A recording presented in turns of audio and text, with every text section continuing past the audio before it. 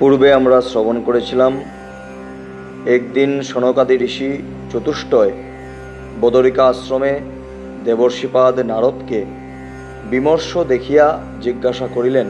উনাকে অর্থাৎ দেবর্ষি নারদকে যখন চিন্তিত অবস্থায় দেখলেন সনকাদি ঋষিগণ, তখন জিজ্ঞাসা করলেন যে আপনাকে মায়া তো স্পর্শ করতে পারে না, তাহলে আপনি কেন এত চিন্তিত? উত্তরে দেবর্ষি নারদ বলেছিলেন, পৃথিবী ভ্রমণের উদ্দেশ্যে পুষ্কর, গয়া, কাশী, প্রয়াগ প্রভৃতি তীর্থস্থানে ভ্রমণ করিয়াও আমি মনে সন্তোষ লাভ করিতে পারিতেছি না। পাপের সহায়ক কলিযুগ এত পৃথিবীকে বিশেষভাবে পীড়ন করিতেছে। সত্য, তপ, দয়া, সদাচার আদি সকল নষ্ট হইয়া গিয়াছে। অর্থহীন রোগাদিতে দুঃখ ভোগ করিয়া সাধুগণ, বেদ বিবর্জিত সন্ন্যাসীগণ রমণী গ্রহণ করিতেছে। প্রত্যেক গৃহে মন্ত্রী রূপে শ্যালকেই বুদ্ধিদাতা, অর্থাৎ যিনি শালা আছেন উনি গৃহের প্রধান বুদ্ধিদাতা। প্রতি গৃহেই কলহে পূর্ণ, প্রত্যেকটি ঘরে ঝগড়াঝাটি হয়। নারদ ভগবান বলছেন, বিধর্মীরা পুণ্যক্ষেত্র আশ্রম অধিকার করিতেছে, কৃষ্ণের মন্দির ভাঙ্গিয়া নষ্ট করিতেছে এবং বিভিন্ন ধরনের মন্দির মঠ ভেঙ্গে কলি দাবানলে সমস্ত ভস্মীভূত ব্রাহ্মণগণ বেদ প্রায় পরিত্যাগ করিয়া দিয়াছে। এইভাবে কলির দোষ দেখিতে চলিলাম যমুনার তীরে বৃন্দাবনে। সেখানে আমি একটি আশ্চর্য দৃশ্য দেখলাম। একটি সুন্দরী যুবতী, রমণীর পাশে দুইজন অচেতন প্রায় বৃদ্ধ। সেই 16 বর্ষীয়া যুবতী অর্থাৎ 16 বছরের যুবতী দুই বৃদ্ধের সেবা করিতেছেন, সান্ত্বনা দিচ্ছেন, মাঝে মাঝে কাঁদিতেছেন। আমি তাহার নিকটে যাইতেই সেই নারী আকুল হৃদয়ে হাত জোর করিয়া আমাকে বলিলেন, হে সাধু, আপনি আমার সন্তাপ দূর করুন, আপনাকে দর্শন করলে সমস্ত পাপ নষ্ট হয়। তখন আমি তাহার নিকটে সেই দুই বৃদ্ধের পরিচয় জানতে চাইলাম। উত্তরে সেই নারী বললেন, আমি ভক্তি, জ্ঞান ও বৈরাগ্য নামে আমার দুই পুত্র। কাল বসে জরাগ্রস্ত হইয়াছে, তাই আমার অন্তরে সদাই দুঃখ। আমি মাতা হইয়া যুবতী, আর আমার পুত্রদ্বয় বৃদ্ধ জরাগ্রস্ত। হে ঋষিবর, ইহার কারণ কি? কেমন করিয়া আমার দুঃখ দূর হইবে? সুত বললেন, ভক্তি এই কথা শুনে নারদের বড়ই করুণা হল এবং তিনি হাত দিয়ে তাদের অঙ্গমর্দন করে জাগাবার চেষ্টা করলেন। তাদের কানের কাছে মুখ নিয়ে অতি উচ্চস্বরে বললেন, আরে জ্ঞান, তাড়াতাড়ি জেগে উঠো, ওহে বৈরাগ্য, তাড়াতাড়ি জেগে উঠো। আবার বেদধ্বনি, বেদান্ত বাক্য উচ্চারণ এবং বারবার গীতা পাঠ করে তাদের জাগালেন। ফলে তারা কোনো প্রকারে নিজেদের যথাসাধ্য শক্তিতে উঠে দাঁড়ালেন, কিন্তু আলস্যবশত হাই তুলতে লাগল, চোখ খুলতে পারল না। তাদের চুলগুলো বকের পালকের মতো সাদা হয়ে গিয়েছিল, তাদের অঙ্গ প্রত্যঙ্গ শুকনো কাঠের মতো নিস্তেজ ও শক্ত হয়ে গিয়েছিল। এই রকম ক্ষুধা তৃষ্ণায় অত্যন্ত দুর্বল অবস্থায় তাদের আবার ঘুমোতে দেখে নারদের বড়ই চিন্তা হলো এবং মনে মনে ভাবলেন, এখন আমি কি করি? দেবর্ষি নারদ যখন অনেক প্রচেষ্টা করলেন, উনি বেদান্ত বাক্য বললেন, উনি বেদ গায়ন করলেন, উচ্চস্বরে ওনাদের ডাকলেন, গীতা পাঠ করলেন। ওনাদের কর্ণের সামনে গিয়ে ওনারা কী করলো? উঠে উঠল, বসলো। বসার পর ওনারা আবার আলস্যতায় আবার পূর্বমত হয়ে উঠল। এখন দেবর্ষি নারদ মনে মনে চিন্তা করছেন, যখন আমি কি করতে পারি, কি করে ওনাদের এই অবস্থা দূর করব? এই যে দুরবস্থা ওনাদের হয়েছে, তা আমি কিভাবে দূর করব? উনি চিন্তায় পড়ে গেলেন, অনেক চিন্তা করছেন, কিভাবে ঠিক করব? এদের এই নিদ্রা এবং তার চাইতেও গুরুতর বৃদ্ধাবস্থা কী করে দূর করি। বলছেন যে এদের যে এই নিদ্রা, বারবার ঘুমিয়ে পড়ছেন, এই বেদের বাক্য শোনার পর অল্প উঠে বসলেন, তারপর আবার আলস্যতা এসে ঘুম এসে আবার দাঁড়ালো, ওনারা আবার নিদ্রায় চলে যাচ্ছেন। এখন দেবর্ষী নারদ ভাবছেন এখন তাদের নিদ্রা কিভাবে আমি দূর করব, আর তার থেকে বড় বস্তু তাদের বৃদ্ধাবস্থা কিভাবে দূর করব।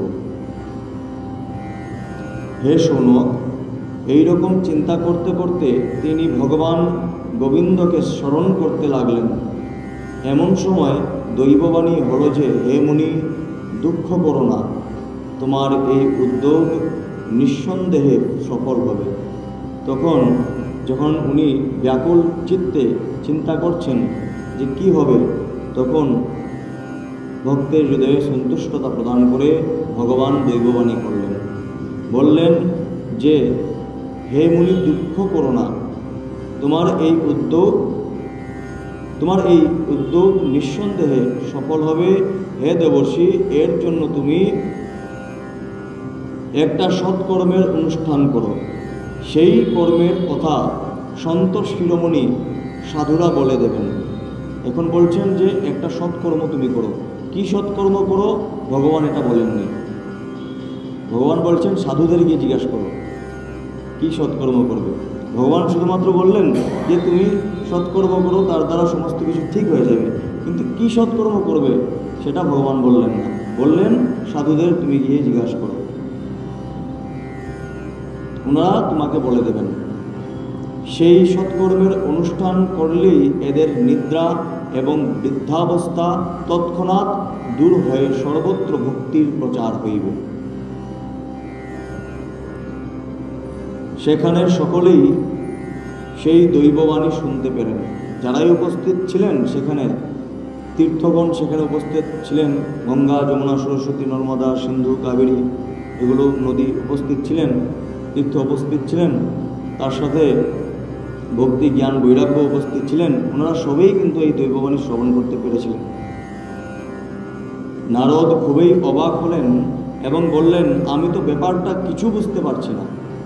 ভগবান তো সুন্দর মতো বলেননি, বলছেন সৎকর্ম করতে, খুলে বলেননি কি সৎকর্ম।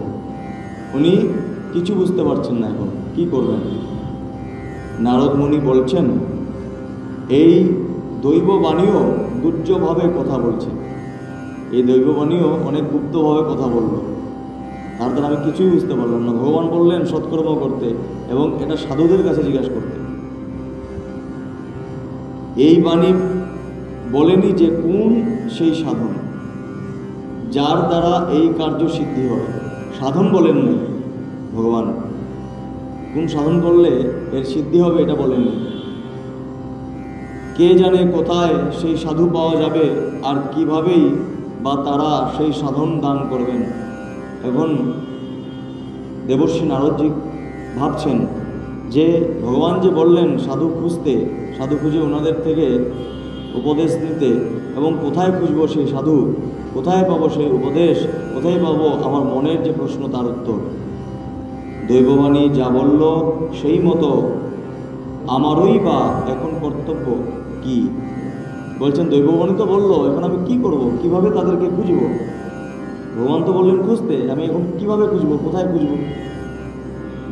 সুত বললেন, হে শোনো, নারদ মুনি তখন জ্ঞান ও বৈরাগ্যকে ওখানে রেখে প্রস্থান করলেন এবং তীর্থে তীর্থে গিয়ে এবং পথের মধ্যে মুনীশ্বরদের সাথে দেখা করে সেই সাধনের ব্যাপারটা জিজ্ঞাসা করতে লাগলেন। এখন তিনি জ্ঞান আর বৈরাগ্যকে সেখানে রেখে উনি বিভিন্ন তীর্থে তীর্থে ভ্রমণ করতে লাগলেন এবং মুনিদের জিজ্ঞাসা করতে লাগলেন কিভাবে ঠিক করা যায় এই অবস্থা। তার সেই প্রশ্ন সকলেই শুনলেন, কিন্তু কেউই কোনো সদুত্তর দিতে পারলেন না, কেউ উত্তর দিতে পারলেন না। যেখানে দেবর্ষী নারদ নিজে উত্তর পাচ্ছেন না, সেখানে মুনিগণ কি উত্তর পাবেন। মুনিগণ চিন্তা করছেন যে যদি আমরা উত্তর না, দেবর্ষী নারদ যদি নিজে উত্তর না জানেন ভগবানের পরম পার্শ্বদ হয়ে, তা আমরা কিভাবে জানব। কেউ বললেন অসাধ্য, কেউ বললেন এর সঠিক বিবরণ অতি দুঃসাধ্য। এর বিবরণ দেওয়া অনেক কঠিন, এর উত্তর দেওয়া বলছেন যে অসাধ্য, কার সাধ্য নেই এই উত্তর দেওয়ার। কেউ কেউ শুনে চুপ করে রইলেন, আবার কেউ কেউ নিজের অজ্ঞতা প্রকাশের ভয়ে এদিক ওদিক করে পাশ কাটিয়ে গেলেন।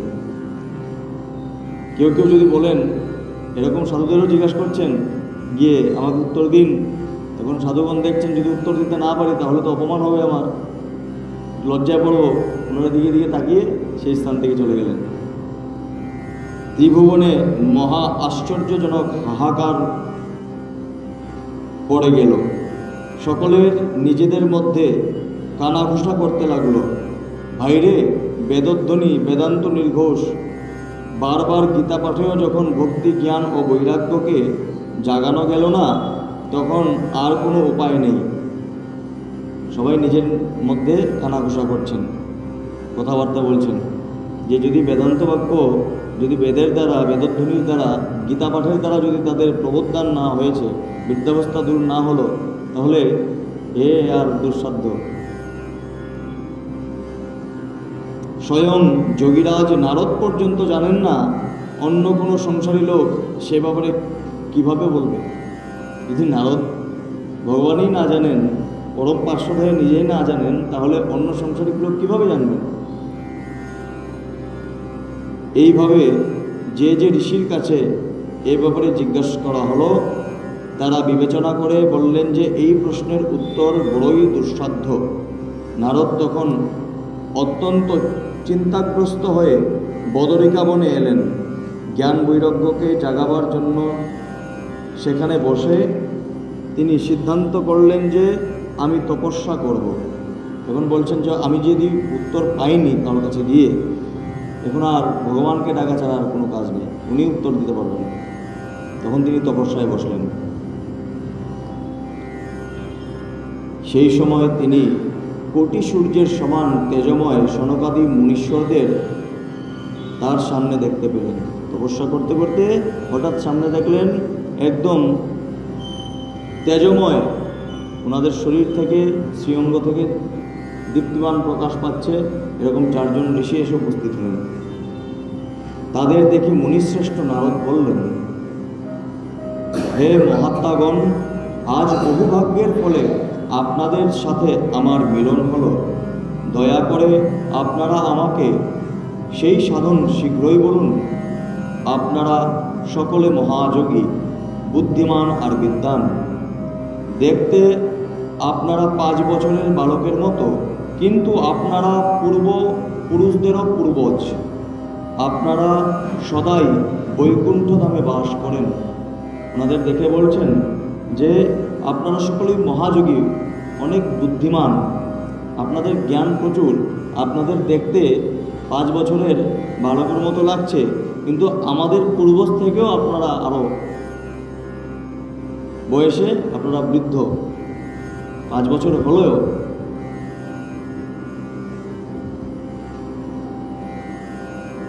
নিরন্তর হরিগুণ মগ্ন থেকে ভগবত লীলারস আস্বাদন করে সর্বদা তাতেই মত্ত রয়েছেন, আর একমাত্র ভগবত কথাই আপনাদের জীবনের আধার। বলছেন যে আপনারা নিত্য বৈকুণ্ঠের নিবাসী, ভগবানের পরম পার্ষদ, আপনারা সর্বদাই ভগবত ভক্তির লীলা প্রচার আর লীলা শ্রবণ আর গায়ন করেন। হরি শরণম এই বাক্য মন্ত্র সর্বদাই আপনাদের মুখে রয়েছে। ওনারা সর্বদাই বলেন হরি শরণম, হরি শরণম। আর তার ফলে কাল প্রেরিত জড়াও আপনাদের স্পর্শ করিতে পারে না। এই যে আপনারা সর্বদাই হরির শরণে থাকেন, তার দ্বারা কখনোই আপনাদের কাল আর যে জড়া আছে আপনাদেরকে স্পর্শ করতে পারে না। দেবর্ষী নারদ ওনাদের মহিমা গায়ন করছেন। পুরাকল্পে আপনাদের ভ্রুকুটি মাত্রে ভগবান বিষ্ণুর দ্বারপাল জয় আর বিজয় মুহূর্তের মধ্যে বৈকুণ্ঠ থেকে মর্তে পতিত হয়। বলছেন যে পুরাকালে আপনার শুধুমাত্র ভ্রুকুটি, ভ্রু কুচ করা, ভ্রুকুটির দ্বারাই জয় আর বিজয়ের ভূমিতে পতন হয়ে গিয়েছিল। এই মর্তধামে ওনারা অসুরকুলে জন্ম হতে হয়েছিল। আপনাদের এই কৃপায় তারা বৈকুণ্ঠ ধাম পুনর্প্রাপ্ত করেন। ওহো, ধন্য আমি, অসীম সৌভাগ্যের ফলেই আজ আপনাদের দর্শন হলো। আমি অতীব দীন, আর আপনারা স্বভাবতেই দয়ালু। নারদ ভগবান নিজে বলছেন, আমি অতি দীন, আর আপনারা স্বভাবগতভাবে অতি দয়ালু।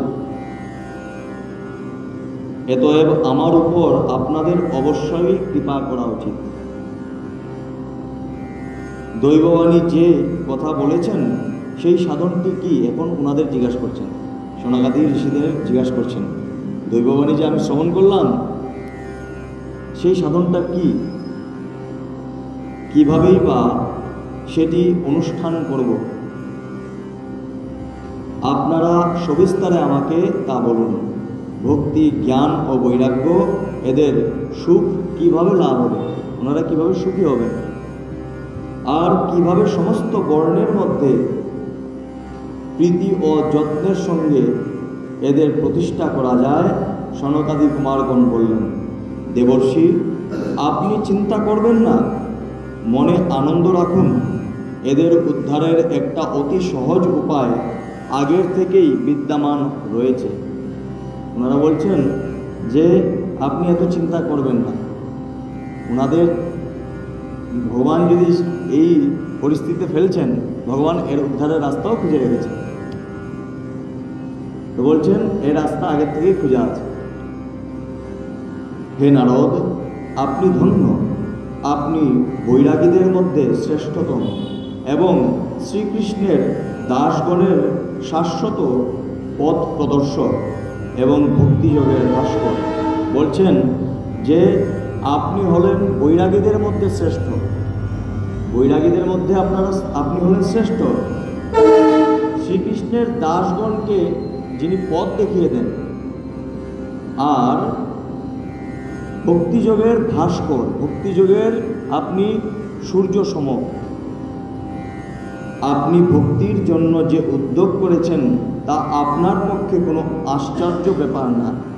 ভক্তির জন্য আপনি যে উদ্যোগ নিচ্ছেন, আপনি যে তাদের কষ্ট পাচ্ছেন, দেখুন ভক্তের একটি লক্ষণ থাকে, ভক্ত অন্য ভক্তদের যদি দুর্দশা দেখে ওনারা নিজে কষ্ট পান। ভগবত ভক্তদের সদাই ভক্তির স্থাপনা তো করাই উচিত। ভগবত যারা ভক্ত আছেন তাদের ভক্তির স্থাপনা করা উচিত। যদি দেখছেন সমাজের মধ্যে কেউ ভক্তিপথে এগিয়ে যেতে চাইছে কিন্তু তারা পারছে না, তাদেরকে সহায় করা ভক্তদের কাজ, ভক্তদের উচিত।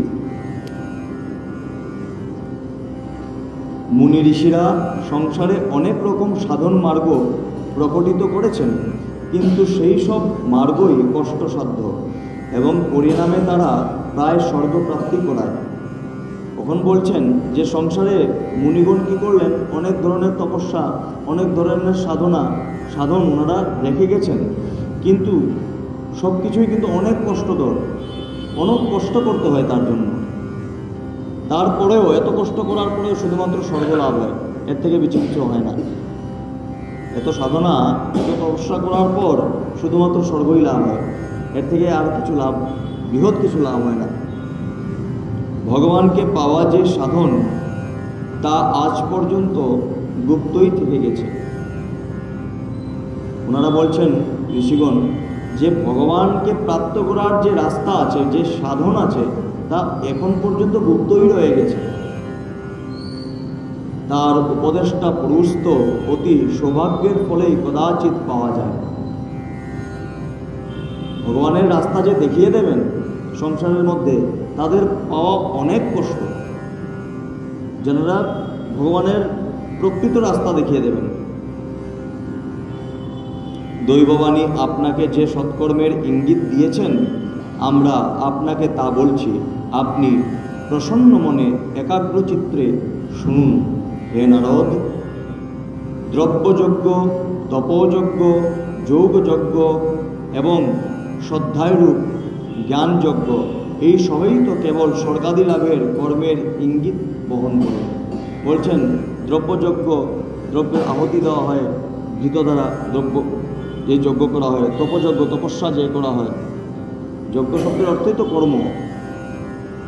তপস্যা একটি কাজ, তারপর যোগযজ্ঞ, এগুলো সবই কিন্তু স্বর্গপ্রাপ্তির রাস্তায় দেখিয়ে দেয়। পণ্ডিতগণ জ্ঞানযজ্ঞকেই সৎকর্মের সূচক বলে মনে করেন। পণ্ডিতগণ জ্ঞানকেই সর্বশ্রেষ্ঠতম বলে মানেন। দেখবেন জ্ঞান ছাড়া অন্য কিছু চর্চা করেন না, জ্ঞানে তাদের সব কিছু। যারা পণ্ডিত তারা জ্ঞান ছাড়া অন্য কিছু বুঝতেই পারেন না, তারা ভক্তিতত্ত্বটা অল্প কম বুঝতে চান। সেই কর্ম হল শ্রীমদ্ ভাগবতের পারায়ণ, যার কীর্তন সুখদেবাদি মহানুভবেরা করেছেন।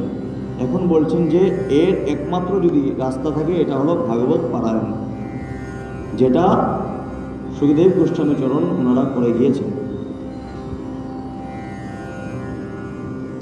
এর অর্থ হলো নিয়মিত সময়ের মধ্যে পাঠ সমাপ্তি, সম্পূর্ণ কথাগুলো, লীলা কথাগুলো বর্ণনা করা একটি নির্ধারিত সময়ের মধ্যে। যার কীর্তন সুখদেবাদি মহানুভবেরা করেছেন। শ্রীমদ্ ভাগবতের শব্দ কানে গেলেই ভক্তি জ্ঞান বৈরাগ্যের মহাশক্তি লাভ হয়। এই যে ভাগবতের যদি কথার শব্দ গিয়ে কানে প্রবেশ করার সাথে সাথেই ভক্তি জ্ঞান বৈরাগ্য আস্তে আস্তে করে ওনার হৃদয়ে প্রবেশ করা আরম্ভ করে। তার ফলে জ্ঞান ও বৈরাগ্যের কষ্ট দূর হবে এবং ভক্তির আনন্দ হবে। বলছেন এই যে ভক্তি জ্ঞান বৈরাগ্য ওনারা এখানে উপস্থিত আছেন। ভক্তির তো কলিযুগে ভক্তি, উনি বৃন্দাবনে আসার পর নিজের যে যৌবনতা সেটা ফিরে পেয়েছিলেন, কিন্তু জ্ঞান আর বৈরাগ্য তো অচেতন হয়ে পড়েছিলেন। এখন বলছেন যে যদি এই ভাগবত কথা শ্রবণ করানো হয় তাহলে ওনাদের আস্তে আস্তে হৃদয়ের মধ্যে যে শক্তিটি ওনাদের একদম শেষ হয়ে গেছে তা আবার পুনরুদ্ধার হবে। আর বৈরাগ্য জ্ঞান ও বৈরাগ্যের কষ্ট দূর হবে, ভক্তিদেবীর মনে আনন্দের সৃষ্টি হবে। কারণ ছেলে দুটির জন্য চিন্তা করছেন উনি, ছেলে দুজন ঠিক হয়ে গেলে উনি এমনি প্রসন্ন হয়ে যাবেন। সিংহের গর্জন শুনলে যেমন নেকড়ে বাঘেরা পালায়, তেমনি ভাগবতের ধ্বনিতে কলিযুগের সমস্ত দোষ নষ্ট হয়ে যাবে। হৃদয় গৌর হরি হরি বল। বলছেন সিংহের গর্জনে যেভাবে নেকড়ে বাঘ শিয়াল আদি তারা পালায়ন করে, সেভাবে ভাগবতের ধ্বনিতে সমস্ত যে দোষ আছে আমাদের মধ্যে, কাম ক্রোধ লোভ মদ মাৎসর্য কামনা বাসনা হিংসা যেহেতু কিছু আছে সমস্ত কিছু পালায়ন করবে সে নেকড়ে বাঘের মতো।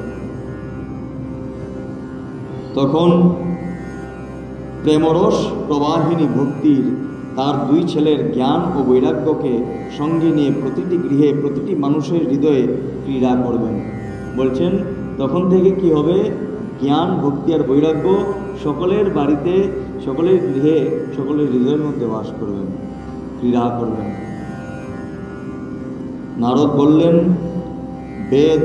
বেদান্তের ধ্বনি ও গীতা পাঠ করে আমি তাদের জাগাবার অনেক চেষ্টাই করেছি, কিন্তু তবু ভক্তি জ্ঞান বৈরাগ্য এই তিনজন জাগেননি। এই অবস্থায় শ্রীমদ্ ভাগবত শোনালে এরা কি করে জাগবে? তখন প্রশ্ন করছেন নারদ যে আমি যদি বেদান্ত সমস্ত কিছু পাঠ করে শুনিয়ে দিলাম, গীতা পর্যন্ত পাঠ করে শুনিয়ে দিলাম, তারপরেও যদি ওনাদের কষ্ট দূর হলো না, তাহলে ভাগবত কথা শ্রবণ করিয়ে কষ্ট কীভাবে দূর হবে? কারণ ওই ভাগবত কথার প্রতি শ্লোকে প্রত্যেক পদেই সেই বেদেরই তো সারাংশ রয়েছে। বলছেন যে এর উত্তরে বলছেন শৌনকাদি ঋষিগণ যে এই ভাগবতের প্রত্যেকটি শ্লোকে প্রত্যেকটি শব্দের মধ্যেই বেদের সারাংশ লুকিয়ে আছে। তার জন্য ভাগবতকে পঞ্চম বেদ বলা হয়। আপনারা শরণাগত বৎসল এবং আপনাদের দর্শন কখনো ব্যর্থ হয় না, সেই জন্য আমার এই সন্দেহ আপনারা দূর করে দিন, দেরি করবেন না। বলছেন দেরি করবেন না, আমার মনে যে সন্দেহ আছে তা আপনারা দূর করে দিন। শৌনকাদি কুমারগণ বললেন শ্রীমদ্ ভাগবত কথা বেদ ও উপনিষদের সারাংশ নিয়েই তৈরি, সুতরাং বেদ থেকে আলাদা এবং তাদের ফলস্বরূপ হওয়াতে শ্রীমদ্ ভাগবত অতি উত্তম বলে মনে করা উচিত। গাছের শিকড় থেকে শুরু করে শাখা প্রশাখা পর্যন্ত যেমন রসে সিক্ত থাকে, কিন্তু সেই অবস্থায় ওই রস আস্বাদন করা যায় না, সেই রসেই বৃক্ষের ফলরূপে পরিণত হলে সংসারে সকলের কাছে প্রিয় হয়। দেখুন কত সুন্দর কথা বলছেন। গাছের সম্পূর্ণ গাছের মধ্যে শিকড় থেকে নিয়ে পাতা পর্যন্ত রসে ভর্তি থাকে, কিন্তু সেই রস কিন্তু আমরা পান করতে পারবো না, সেই রস আমরা পান করতে পারবো না।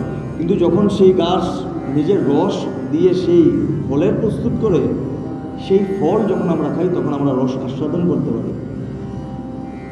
সেইভাবেই বেদ, ধরুন বেদ, বেদান্ত, উপনিষদ যাই আছে একটা বৃক্ষের মতো, আর বৃক্ষের যে সুপক্ষ ফল আছে সেটাই হলো ভাগবত। বৃক্ষের রস তো আমরা আস্বাদন করতে পারছি না, কিন্তু ভাগবতের রস আমরা আস্বাদন করতে পারি। কত সুন্দর কথা। দুধের মধ্যে ঘি তো থাকেই, কিন্তু দুধের মধ্যে তার আলাদা স্বাদ পাওয়া যায় না। দেখুন দুধের মধ্যে ঘিও আছে, দুধের মধ্যে মাখনও আছে, দইও আছে, কিন্তু দুধ যখন আপনারা খাবেন তখন দইয়ের স্বাদও পাওয়া যায় না, ঘিয়ের স্বাদও পাওয়া যায় না, আর মাখনের স্বাদও পাওয়া যায় না। দুধ থেকে পৃথক হয়ে যখন ঘি উৎপন্ন হয় তখন তা দেবতাদেরও স্বাদবর্ধক হয়ে যায়। যখন এই দুধ থেকে ঘি উৎপন্ন হয় তখন দেবতারাও এটা অনেক পছন্দ করেন। চিনি আখের সর্বত্র ছড়িয়ে থাকে, কিন্তু আখ থেকে পৃথক করে চিনি স্বাদ খুবই বিশেষ ধরনের হয়। দেখুন আখের মধ্যে সম্পূর্ণ মিষ্টতা থাকে, কিন্তু যখন এই আখের থেকে চিনি প্রস্তুত করা হয় বা আখের থেকে যখন রস বার করা হয় তখনই তার থেকে আমরা যে স্বাদ আছে তা আস্বাদন করতে পারি। এই রকমই হলো ভাগবত কথা। এই ভাগবত পুরাণ বেদের সমান। ভক্তি, জ্ঞান ও বৈরাগ্যের প্রতিষ্ঠার জন্যই শ্রী মহর্ষি বেদব্যাস এটি প্রকাশিত করেছেন। বলছেন যে এই ভক্তি, জ্ঞান আর বৈরাগ্য প্রতিষ্ঠা করার জন্যই মহর্ষি বেদব্যাস এই ভাগবতের রচনা করেছিলেন। পুরাকালে এক সময় যখন বেদ, বেদান্ত, পারঙ্গম এবং গীতার মতো গ্রন্থের রচয়িতা ভগবান ব্যাসদেব দুঃখিত অন্তরে অজ্ঞান সমুদ্রে নিমগ্ন ছিলেন, সেই সময় আপনি তো তাকে 4টি শ্লোকে এই উপদেশ দিয়েছিলেন। দেখুন উনি এসে ব্যাসদেব গোস্বামী চরণের মনের কষ্ট দূর করেছিলেন। সমস্ত যখন শাস্ত্র রচনা করেছিলেন, করার পরেও যখন মনে তৃপ্ততা আসলো না, তখন ভাগবত রচনার কথা উনিই বলেছিলেন। এখন উনি এসে প্রশ্ন জিজ্ঞাসা করছেন। কত সুন্দর লীলা। উনি প্রশ্ন জিজ্ঞাসা করছেন আমাদের জন্য। সেই উপদেশ শুনেই তার সমস্ত দুশ্চিন্তা দূর হয়ে যায়। যে ভাগবতের উপদেশ নিজে গিয়ে দিয়ে এসেছিলেন, আজকে বলছেন ভাগবত পড়ে কি এই কষ্টের দূর হবে, উনি জিজ্ঞাসা করছেন। দেখুন, সুতরাং এটা কিন্তু আমাদের প্রশ্ন। অনেকে জিজ্ঞাসা করেন যে ভাগবত পড়লে কি হবে, আমাদের এত কষ্ট পাচ্ছে জীবনে, ভাগবত পড়লে কি আমাদের কষ্ট দূর হবে? এই তাদের প্রশ্নের উত্তর। সুতরাং এতে আপনার অবাক লাগছে কেন, আর আপনি প্রশ্ন করছেন কেন? বলছেন আমাদের তো অবাক লাগছে, আপনি কেন প্রশ্ন করছেন? যিনি নিজেই বলছেন ভাগবত রচনা করো, তার জন্য ব্যাসদেব গোস্বামী চরণ ভাগবত রচনা করলেন, উনি বলছেন আবার যে এর থেকে কীভাবে কষ্ট দূর হবে। আমার অবাক লাগছে এই কথা শুনে। সনকাদি ঋষিগণ বলছেন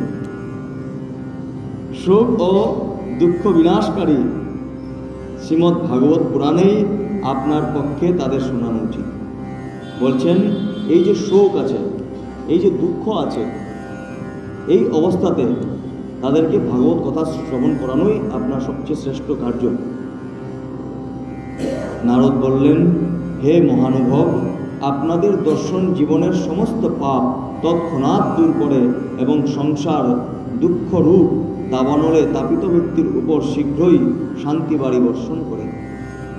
বলছেন যে আপনাদের দর্শনের দ্বারা সমস্ত পাপ দূর হয়, তৎক্ষণাৎ দূর হয়ে যায়, আর মানুষের হৃদয়ের মধ্যে শান্তির অনুভব হয়।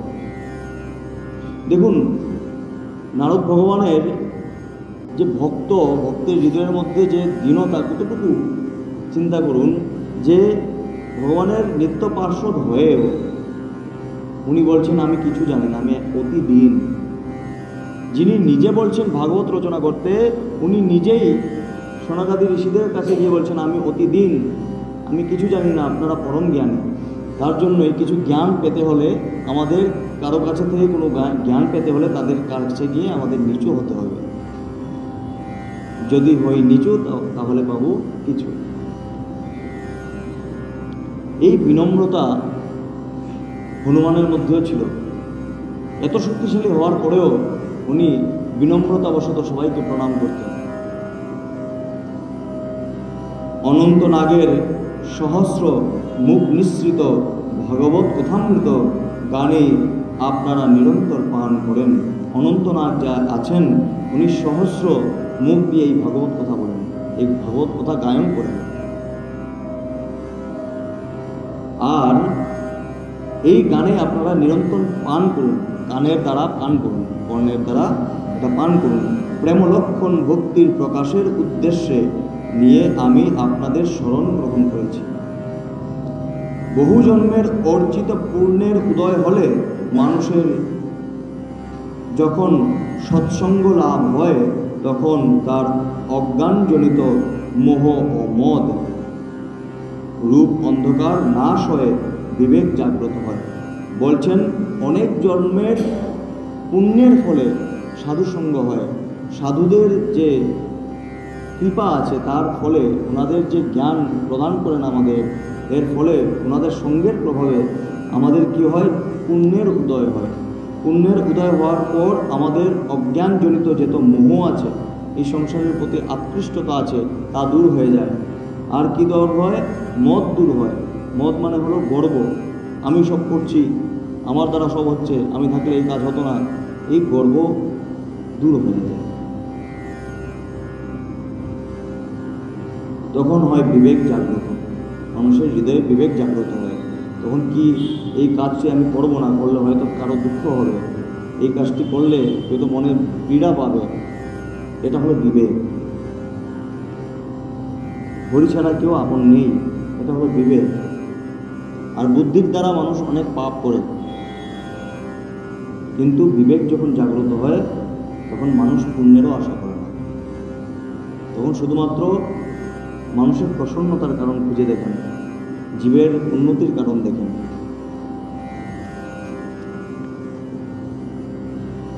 নারদ বললেন, এখন আমি ভক্তি, জ্ঞান ও বৈরাগ্যকে প্রতিষ্ঠিত করার জন্য শ্রী সুখদেব কথিত ভাগবত শাস্ত্রের কথামৃতের দ্বারা অতীব যত্ন সহকারে উজ্জ্বল জ্ঞান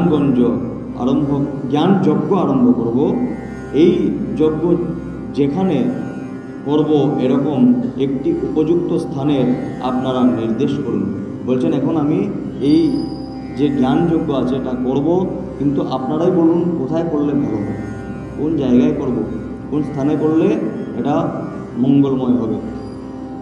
আপনারা বেদজ্ঞ, এতএব সুখশাস্ত্রের মহিমা আমাকে জানান। শ্রীমদ্ ভাগবত কথা কতদিনে শোনাতে হয় এবং তার বিধি নিয়ম আদি কি, তাও আমাকে বলুন। এখন বলছেন, জিজ্ঞাসা করছেন যে এই যে ভাগবত কথা আমি শ্রবণ করাবো, সেটা কোথায় শ্রবণ করাবো, কতদিন শ্রবণ করাতে হয়, বিধি কি, নিয়ম কি, সমস্ত কিছু জিজ্ঞাসা করলেন।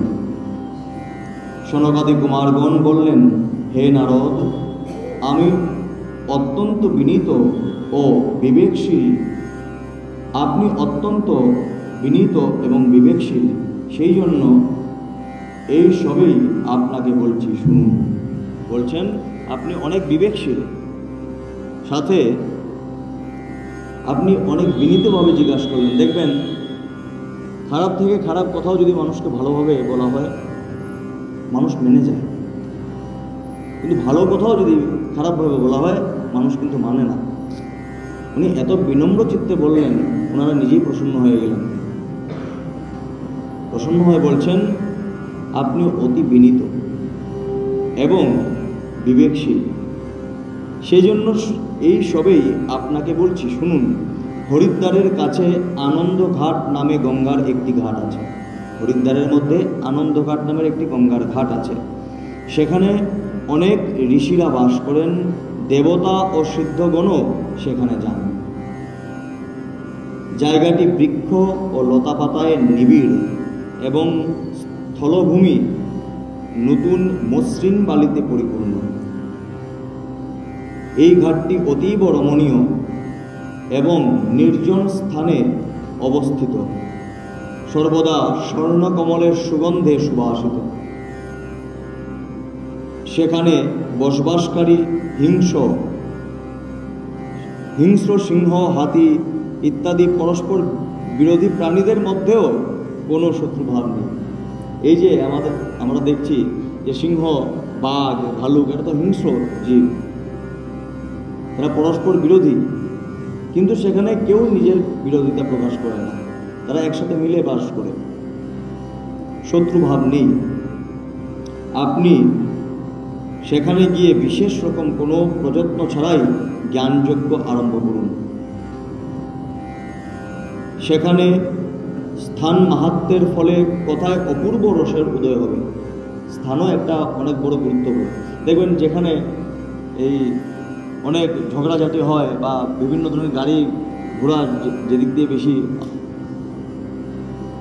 সেখান থেকে যাতায়াত করে, সেখানে কিন্তু ভাগবত কথা শুনতেও আমাদের মন লাগে না। নির্জন স্থান, সুন্দর জায়গা, যেখানে সুন্দরভাবে আমরা সুগন্ধ পাচ্ছি, এটা ফট করে ভাগবত পাঠ করতে করতে একটা দুর্গন্ধ বাইরে থেকে আসলেও আমাদের মন বিচলিত হয়ে যায়। তার জন্য উনি এমন জায়গার ব্যবস্থা করলেন যেখান থেকে স্বর্ণকমলের সুগন্ধ আসে, যেখানে কোনো বাঘ ভালুকের ভয় থাকবে না। সবাই বসলেন ভাগবত কথা শ্রবণ করতে, ফট করে একটি বাঘ এসে বললো, সবাই উঠে দৌড় দেবে।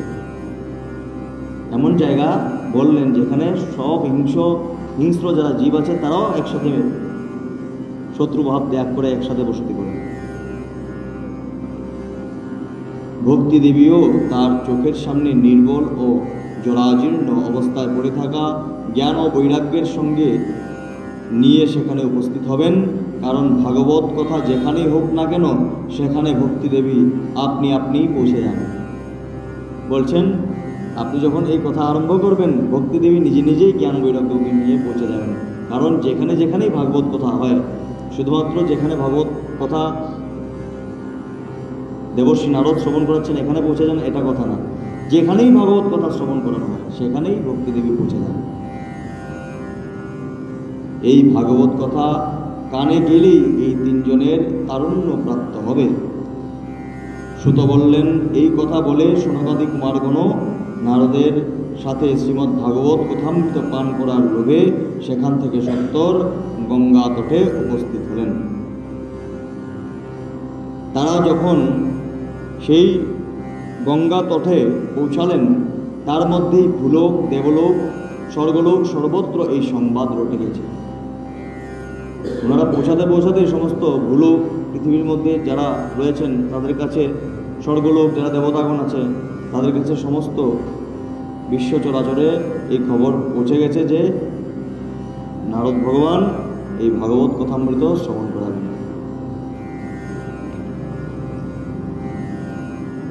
ভগবত কথা রসিক বিষ্ণু ভক্তেরা যে সেখানে ছিলেন, শ্রীমদ্ ভাগবত কথামৃত পান করার জন্য সকলের আগে দৌড়ে দৌড়ে আসতে লাগলেন। ভগবানের যারা পার্শ্বদ রয়েছেন তারা সবের প্রথমে দৌড়ে দৌড়ে আসতে লাগলেন। সব শ্রোতা আসার আগে ভগবানের পার্শ্বদগণ দৌড়ে আসা আরম্ভ করলেন। ভগবানের লীলা কথা আবার কি নারদের মুখে শ্রবণ করব, এর থেকে ভাগ্য আর কি হতে পারে। সমস্ত পার্শ্বদগণ সেখানে এসে আগে উপস্থিত হলেন। ভৃগু, বশিষ্ঠ, চবন, গৌতম, মেধাতিথি, দেবল, দেবরাত, পরশুরাম, বিশ্বামিত্র, শাকল, মার্কেন্ডেয়, দত্তাত্রেয়, পিপ্পলাদ, যোগেশ্বর, ব্যাস এবং পরাশর, ছায়াসু, জাজলি এবং জাহ্ন আদি সব প্রধান মুনিগণই আপন আপন পুত্র, শিষ্য, সহধর্মীদের নিয়ে আনন্দের সাথে সেখানে এলেন। সমস্ত ঋষিগণ তো আসলেনই, ওনার পুত্র, ওনাদের সহধর্মিণী অর্থাৎ স্ত্রীদের নিয়ে সেখানে উপস্থিত হলেন। এবং সেখানে এমনও কিছু ছিলেন যারা নিজের যে প্রাকৃত দেহ অনেক আগেই ত্যাগ করে দিয়েছেন, ওনাদের যে অপ্রাকৃত দেহ আছে তা নিয়ে সেখানে উপস্থিত হয়েছিল। যারা যোগী পুরুষগণ থাকেন তাদের তো মৃত্যু হয় না, মৃত্যু তো কারও হয় না, কিন্তু যোগী পুরুষদের সমস্ত স্মৃতি থাকে যে আমি পূর্বে কী ছিলাম, এখন কি আছে, পরবর্তী কোথায় যাব, সমস্ত কিছু স্মৃতি ওনাদের থাকে। কিন্তু সাধারণ মানুষের যখন মৃত্যু হয়ে যায় সমস্ত স্মৃতি নাশ হয়ে যায়। আর যার স্মৃতি থাকে সে জীবিতই থাকে, যার স্মৃতি জীবিত আছে উনি জীবিত আছেন।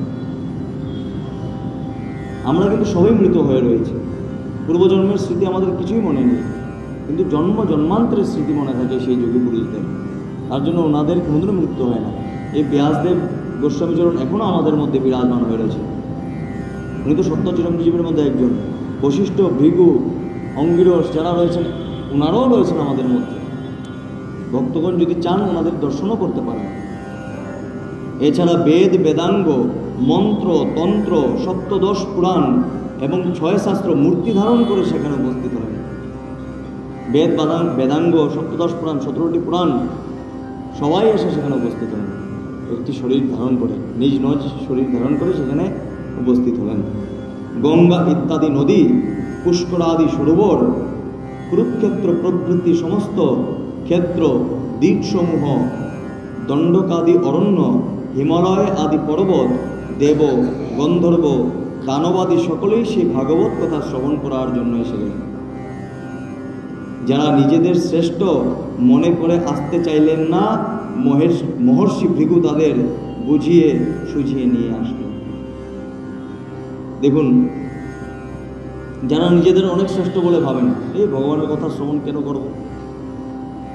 অনেকেই আছেন না যারা এই পরব্রহ্মকে উপাসনা করেন, যারা সাকার রূপকে উপাসনা করেন না, তারা বলেন আমরা সাকার রূপকে মানি না, আমরা কেন আসবো? কারণ ভৃগু মুনি ওনাদের গিয়ে বুঝিয়ে পড়িয়ে আনলেন, চলুন শ্রবণ করে আসবেন। শ্রবণ করতে তো আর কোনো দোষ নেই, বুঝিয়ে পড়িয়ে সেখানে নিয়ে আসলেন। তখন কথা শুনবার জন্য দীক্ষিত হয়ে শ্রীকৃষ্ণ পরায়ণ সনকাদি কুমারগণ নারদ প্রদত্ত শ্রেষ্ঠ আসনে উপবেশন করলেন। তখন সনকাদি ঋষিগণ নারদ প্রদত্ত সেই আসনের মধ্যে বিরাজমান হলেন। সমস্ত শ্রোতারা তাদের বন্দনা করলেন, সকলের সামনে বসলেন, তাদেরও সামনে বসলেন নারদ। একদিকে ঋষিগণ, অপরদিকে দেবতারা, অন্যদিকে বেদ, উপনিষদ আদি, আর একদিকে তীর্থগণ বসলেন, অন্যদিকে স্ত্রী লোকেরা বসলেন। চারদিকে জয় জয়কার, বাচিক নমস্কার শব্দ, শঙ্খধ্বনি হতে লাগলো, আবির, গুলাল, খই, ফুল বর্ষণ হতে লাগলো। হৃদয় গৌর হরি হরি বল, ওনাদের জয়ধ্বনি হতে লাগলো। আর আবির, গুলাল, খই, খই তো মঙ্গলসূচক, সমস্ত পূজাতে দেখবেন খই ছিটানো হয়, সবাই খই ছিটানো আরম্ভ করলেন। কোন কোন দেবশ্রেষ্ঠগণ তো বিমানে চড়ে সেখানে উপবিষ্ট সকলের উপর কল্পবৃক্ষের পুষ্প বর্ষণ করতে লাগলেন। কল্পবৃক্ষ থেকে পুষ্প চয়ন করে এনে সমস্ত পুষ্প এনে বর্ষণ করতে লাগলেন ওনাদের বিমানে বসে। সুত বললেন, এইভাবে পূজা ও সম্মানাদি প্রদর্শন পর্ব শেষ হলে যখন সকলে একাগ্রচিত্ত হলেন, তখন সনকাদি ঋষিগণ মহাত্মা নারদকে শ্রীমদ্ ভাগবতের মাহাত্ম্য বিশদভাবে শোনাতে লাগলেন। প্রথমেই মাহাত্ম্য কথা শ্রবণ করাতে লাগলেন। সনকাদি মুনিগণ বললেন, আমরা এখন আপনাদের এই ভাগবত শাস্ত্রের মহিমা শোনাব। এই মহিমা শ্রবণ মাত্রেই মুক্তি করতলগতা হন।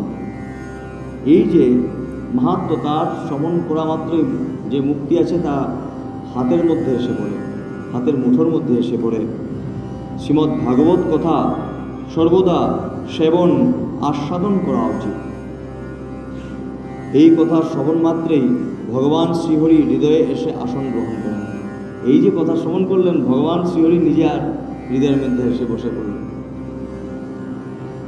এই গ্রন্থে 18,000 শ্লোক এবং 12টি স্কন্ধ আছে এবং রাজা পরীক্ষিত ও সুখদেবের কথোপকথনে এটি সমৃদ্ধ।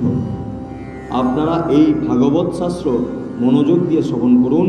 যতদিন পর্যন্ত মুহূর্তের জন্য এই সুখশাস্ত্রের কথা কর্ণকুহরে প্রবেশ না করে ততদিন পর্যন্ত মানুষ অজ্ঞানবশত সংসার চক্রে পরিভ্রমণ করতেই থাকে। যতদিন পর্যন্ত এই ভাগবত কথা মানুষ আস্বাদন করতে না চায়, মন দিয়ে যদি শ্রবণ না করে, ততদিন পর্যন্ত সে এই সংসার চক্রের মধ্যে ঘুরতে থাকে। একবার যদি হৃদয়ে প্রবেশ করে যায়, তখন আর সংসার চক্রের মধ্যে ঘুরতে হয় না। সংসারের থেকেও পদ্ম ফুলের মতো থাকবে। যেভাবে পদ্ম ফুলকে দূর থেকে দেখলে মনে হয় জলের মধ্যে কাজ করে রয়েছে, স্পর্শ করে রয়েছে, কিন্তু সামনে গেলে দেখা যায় যে জল থেকে কিছুটা উপরে। তখন সবাই ভাববে যে উনি সংসারের মধ্যে একদম লুটপুট খাচ্ছেন, সংসারের মধ্যে ডুবে রয়েছেন, সংসারের মধ্যে ভাসছেন, কিন্তু আসলে সে সমস্ত সংসারের মধ্যে থেকেও সেই ভক্ত সংসার থেকে উঠতে থাকে। অনেক শাস্ত্র পুরাণ শ্রবণে কী লাভ? অনেক শাস্ত্র অনেক পুরাণ শ্রবণ করে কী লাভ? এত লক্ষ লক্ষ শ্লোক আছে। আমরা শ্লোক শ্রবণ করতে করতে আমাদের 100 বছর মাত্র বয়স, এর থেকে অনেক কম আমাদের জীবিত আমরা থাকি। তার মধ্যে এত শাস্ত্র শ্রবণ করতে থাকলে আমাদের আয়ু শেষ হয়ে যাবে। এত শাস্ত্র পড়ে কী লাভ? এত শাস্ত্র শ্রবণ করে কী লাভ? এতে তো বৃথা ভ্রম বাড়তে থাকে। বৃথা ভ্রম আমাদের মনের মধ্যে বাড়তে থাকে। কেমনে, কিভাবে? দেখবেন প্রত্যেকটি পুরাণের মধ্যে এক একজন দেবতাকে শ্রেষ্ঠ বলা হয়েছে। এখন যখন শিবপুরাণ কেউ পড়বে, কেউ নারদীয় পুরাণ পড়বে, কেউ অন্য পুরাণ পড়বে, তাদের মনের মধ্যে জাগরিত হবে উনি যদি শ্রেষ্ঠ, উনি যদি সবচেয়ে বড় দেবতা হন, বা উনি যদি পরমেশ্বর হন, তাহলে ভগবান শ্রীকৃষ্ণ কি? আবার ভগবান শ্রীকৃষ্ণ যখন পড়বো আমরা ভাগবত পুরাণ, ভগবান শ্রীকৃষ্ণ শ্রেষ্ঠ, তো ওনারা কি? এইরকমভাবে আমাদের মনের মধ্যে ভ্রম সৃষ্টি হয়। যাইবে ভক্তি প্রাপ্ত করার জন্য ভ্রমের দ্বারা সৃষ্টি হয়ে তখন নাস্তিক হয়ে যাবে সে। এই আমাদের শাস্ত্রই ঠিক থাকে বলে সে যে আস্তিক হতে যাচ্ছিল সে নাস্তিক হয়ে ফিরে আসবে। তার জন্য যে কোনো একটা শাস্ত্র সবচেয়ে শ্রেষ্ঠ হলো ভাগবত শাস্ত্র। মুক্তি প্রদানের জন্য তো একমাত্র ভাগবত শাস্ত্রেই উচ্চস্বরে আহ্বান করেছেন। বলছেন যে একমাত্র ভাগবত শাস্ত্রই, ওনারা বলছেন যে এটাই শ্রেষ্ঠ শাস্ত্র, এটাই বারংবার শ্রবণ করুন। যে গৃহে নিত্য ভাগবতের পাঠ হয় সেই গৃহ তীর্থের রূপ ধারণ করে, এবং যারা সেখানে বাস করেন তাদের সমস্ত পাপ নষ্ট হয়ে যায়। বহু হাজার অশ্বমেধ যজ্ঞ, শত শত বাজপেয় যজ্ঞ এই সুখশাস্ত্র কথার 16 ভাগের 1 ভাগের সমকক্ষ নয়। হে তপোধনগণ, শ্রীমদ্ ভাগবত যতক্ষণ না সম্যক রূপে শ্রবণ করা হয় ততক্ষণ পর্যন্ত মানুষের শরীরের পাপ ভর করে থাকে। সম্যকভাবে সমানভাবে শ্রবণ করতে হবে। একদম মনের যে আমরা দৃষ্টি দেব এবং একাগ্রচিত্ত হয়ে শ্রবণ করবো, যাতে এদিকে ওদিকে আমরা না থাকি, যাতে মন অন্যদিকে না যায়। একদম একাগ্রচিত্তে ভগবানের শ্রীকৃষ্ণের কথা শ্রবণ করছি, যাতে অন্য কোনো দিকে মন না যায়। এরকমভাবে বারবার মন বাইরের দিকে যাচ্ছে, বারবার মনকে বুঝিয়ে আবার নিয়ে আসবো জায়গাতে। আর বলছেন যদি একাগ্রচিত্ত হয়ে সম্যকভাবে সমানতভাবে যদি আমরা সেটা শ্রবণ না করি, সমানভাবে প্রত্যেকটি লীলা কথা সমানভাবে শ্রবণ না করি, তাহলে আমাদের পাপও দূর হয় না। ভগবান প্রাপ্ত তো দূরের কথা, আমাদের পাপও পর্যন্ত দূর হয় না। সম্যকভাবে শ্রবণ করতে হবে। প্রথম লীলা শুনলাম, তারপরে লীলাটা শুনলামই না, এরকম না। প্রত্যেকটি লীলা সমানভাবে সম্যকভাবে শ্রবণ করতে হবে আমাদের। ফলের দৃষ্টিতে গয়া, গঙ্গা, কাশী, পুষ্কর, প্রয়াগ কোনো তীর্থই এই শুভশাস্ত্র কথা শ্রবণের ফলে সমান হতে পারে না, যদি ফলের কেউ আশা করে। আর ফলস্বরূপ যদি চিন্তা করে, তাহলে গয়া, গঙ্গা, কাশী যত কিছু তীর্থ আমরা দর্শন করছি, ভাগবত শাস্ত্র তার থেকেও বেশি শ্রেষ্ঠতম। যদি আপনাদের পরম গতি প্রাপ্তির ইচ্ছা হয়, তাহলে উচ্চারণ করেই শ্রীমদ্ ভাগবতের অর্ধ বা 1/4 শ্লোক নিত্য নিয়মিত পাঠ করুন। বলছেন যদি আপনাদের পরম গতি প্রাপ্ত করার ইচ্ছা, তাহলে একটি শ্লোক বা 1/4 শ্লোক, 4 ভাগের 1 ভাগ হলো শ্লোক নিত্য পাঠ করুন। ওমকার, গায়ত্রী, পুরুষ সূক্ত, 3টি বেদ, শ্রীমদ্ ভাগবত, ওম নমো ভগবতে বাসুদেবায়, এই দ্বাদশাক্ষর মন্ত্র, দ্বাদশ মূর্তি, সূর্যদেব, প্রয়াগ, সংবৎসর রূপ কাল, ব্রাহ্মণ, অগ্নিহোত্র, গো, দ্বাদশী তিথি, তুলসী, বসন্ত ঋতু এবং ভগবান পুরুষোত্তম, পণ্ডিতেরা এদের মধ্যে কোনো পার্থক্য দেখেন না। যে মানুষ অর্ধবোধ সহ সদাই শ্রীমদ্ ভাগবত শাস্ত্র পাঠ করে তার কোটি জন্মের পাপ ভস্মীভূত হয়ে যায় এবং বিন্দুমাত্র এর মধ্যে সংশয় নেই। যদি আধা শ্লোক পাঠ করছে কিন্তু শ্লোক বুঝতে পারছে না, কিন্তু আধা হলেও বুঝতে পারছে, তার দ্বারা সমস্ত পাপ দূর হয়ে যায়। ভাগবতের শ্লোকার্ধ বা 1/4 শ্লোকও যে ব্যক্তি নিত্য পাঠ করে রাজসূয় অশ্বমেধ যজ্ঞের ফল লাভ হয়। 1/4, 4 ভাগের 1 ভাগ যদি পাঠ করে তাহলে রাজসূয় যজ্ঞ, অশ্বমেধ যজ্ঞের যে ফল আছে তা আপনারা প্রাপ্ত করতে পারেন। নিত্য ভাগবত পাঠ, হরির ধ্যান, তুলসী বৃক্ষে জল সিঞ্চন এবং গো সেবা, এই 4টি কর্ম সমফল দেয়। বলছেন ভাগবত কথা যেভাবে আমাদের পুণ্য প্রদান করে, সেইরূপেই আরও 4টি আমাদের সেবা কর্ম আছে, যার দ্বারা আমরা একই প্রকার আমরা ভাগবত পাঠ করলে যেরকম ফল প্রাপ্ত করতে পারি, আরও 4টি কর্ম আছে যা করলে সমফল আমরা প্রাপ্ত করতে পারি। সেটা হলো নিত্য ভাগবত পাঠ করা, শ্রীহরির ধ্যান করা, তুলসী বৃক্ষে জল সিঞ্চন করা আর গো সেবা করা। বলা হয় যদি গো সেবা কেউ করে, নিত্য যদি পূজা পাঠ করতে না পারে, সমস্ত পূজা পাঠের ফল সে লাভ করতে পারে গো সেবাতে। যদি নিত্য সে পূজা পাঠ করতে না পারে, যদি গো সেবা করায়, সমস্ত পূজার থেকে বেশি ফল সে প্রাপ্ত করতে পারবে গো সেবা।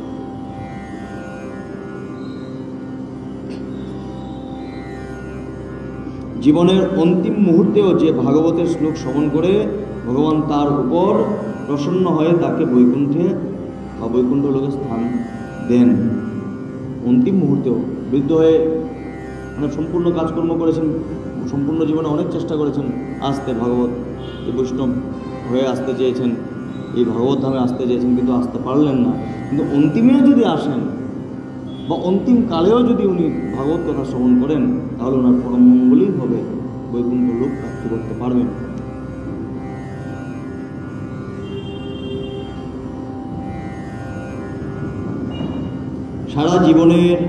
সারা জীবনে চিত্তকে একাগ্র করে যে দুষ্ট শ্রীমদ্ ভাগবত কথামৃতি সামান্য রসাস্বাদন না করেছে, সে তো নিজের জন্মটাই চণ্ডাল ও গাধার মতো ব্যর্থভাবেই কাটিয়েছে। তার জন্ম তো শুধু মাকে প্রসব যন্ত্রণা দেওয়ার জন্যই হয়েছে। দেখুন কত বড় কথা বলছেন, যে সারা জীবন জন্ম হওয়ার পর ভাগবতের একটি শ্লোক পর্যন্ত শ্রবণ করেননি, সে শুধুমাত্র মাকে কষ্ট দেওয়ার জন্যই এই পৃথিবীতে এসেছে।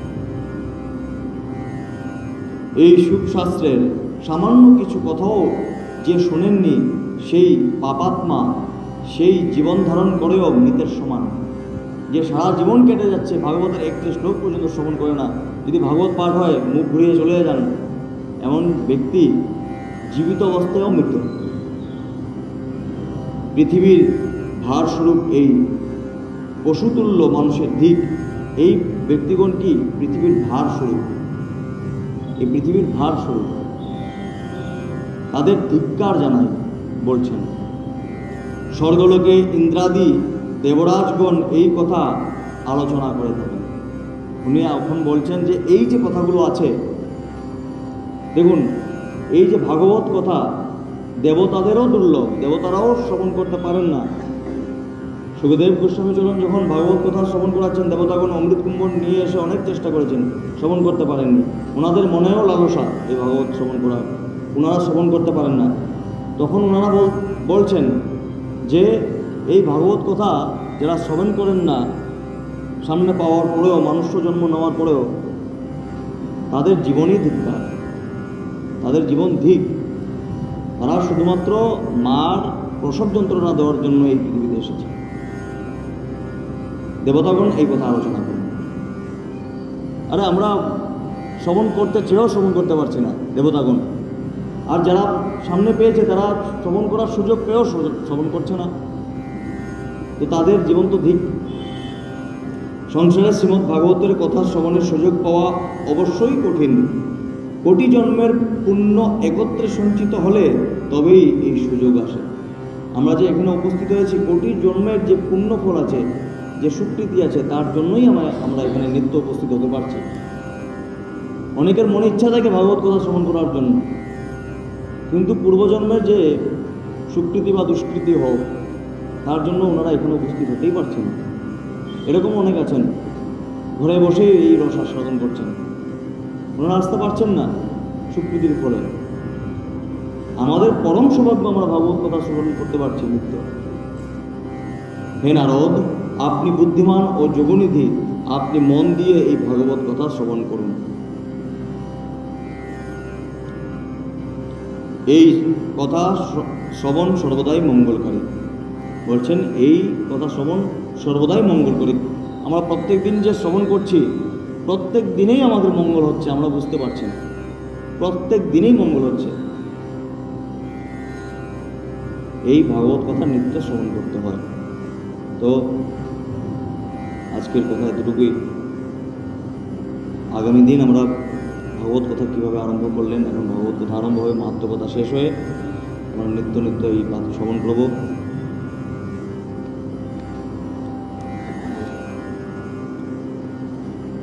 শ্রীমদ্ভাগবত প্রেমানন্দে নিতাই গৌর হরি হরি बोल बोल हरि मधुर प्रेम ध्वनि कहो राधे कृष्ण बोले प्रभु निताई चैतन्य अद्वैत श्रीमती राधा रानी की जय। भागवत भगवान की, श्री राधा कृष्ण जी की, वृंदा महारानी की, सद्गुरुदेव भगवान की, उपस्थित सारे भक्त वृंद की, संकीर्तन की, हरिनाम संकीर्तन की। बोलो जय जय श्री राधे श्याम।